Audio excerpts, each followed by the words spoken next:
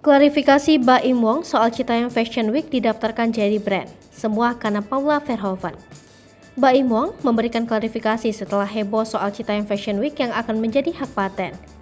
Baim Wong dan Paula telah mengajukan Citayam Fashion Week ke Direktorat Jenderal Kekayaan Intelektual Kementerian Hukum dan HAM Republik Indonesia.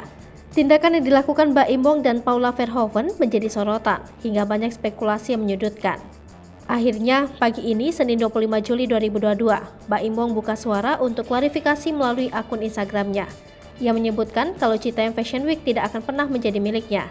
Dalam klarifikasinya, ia mengatakan kalau menginginkan Citayam Fashion Week menjadi sebuah ajang yang legal bukan musiman. Tak hanya itu, itikat Baim Wong untuk merangkul Citayam Fashion Week karena kemauannya bisa memajukan fashion Indonesia di mata dunia. Menurut Baim Wong, Citayam Fashion Week menjadi role model dunia fashion yang tidak harus mahal. Hal itu menjadi sebuah kebanggaan yang harus dilestarikan.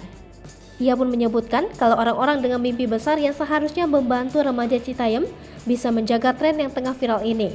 Baim pun menuliskan kalau ia tidak mengambil kesempatan untuk sebuah kepentingan pribadi dengan tujuan tertentu. Kendati begitu, Baim Wong mengatakan kalau untuk merealisasikan mimpinya memiliki dana yang besar. Prinsip tersebut disampaikan Baim Wong ketika menemui Bonge dan kawan-kawan.